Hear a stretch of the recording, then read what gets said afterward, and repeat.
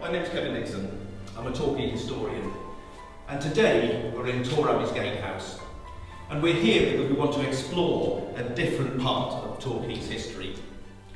It's the history of Torre Abbey, not as a place of contemplation and of peace.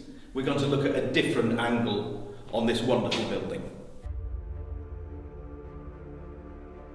There's a great number of abbeys and monasteries in England. However, what's unusual about Torre Abbey can be seen in this remarkable gatehouse behind us.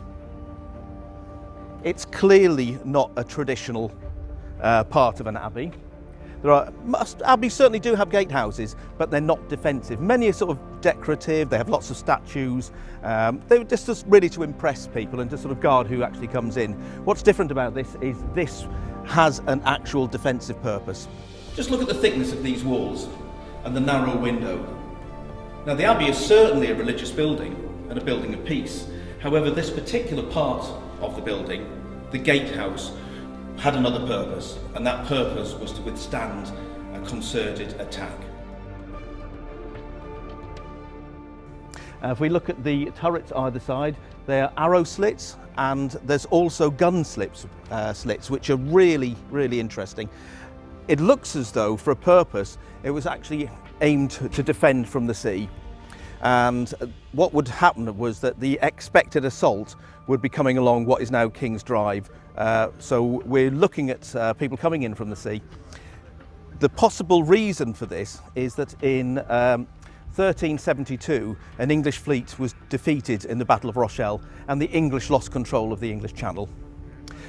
That led to a number of raids on sort of coastal settlements and coastal monasteries, and that is why we initially believed that this building was actually placed here. There's another possible reason.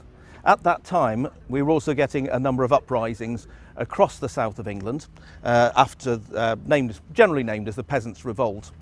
And at that time, there was a burst of castle building across the whole of the south of England, and this could be another part of that to re-establish control.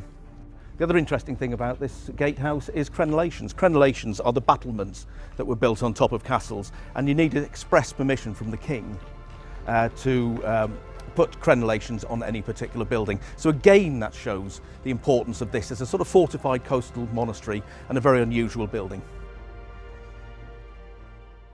By the 17th century, this was no longer a defensive building. It was fairly derelict. However, there's a suggestion that it may still have saved Torquay on a number of occasions.